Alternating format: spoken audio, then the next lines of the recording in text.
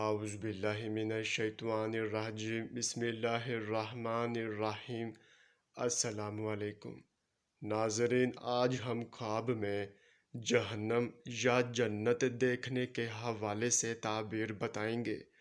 اس سے پہلے اگر آپ نے ابھی تک ہمارے چینل کو سبسکرائب نہیں کیا ہے تو سبسکرائب کر کے گھنٹی کے نشان کو دبا دیں تاکہ آپ کو دیگر آنے والے خواب کی تعبیر سب سے پہلے مل سکے۔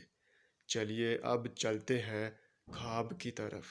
ناظرین، اگر خواب میں جہنم دیکھی ہے تو اس کی یہ تعبیر ہوگی کہ گناہوں سے توبہ کریں گے اور نیکی کی جانب مشغول ہوں گے، اور اگر جنت دیکھی ہے تو اس کی یہ تعبیر ہوگی کہ عیش و عشرت اور دولت حاصل ہوگی اور بزرگوں کی صف میں داخل ہوں گے۔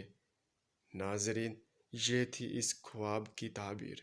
چلیے اب چلتے ہیں، انشاءاللہ پھر ملاقات ہوگی، تب تک کے لیے اللہ حافظ۔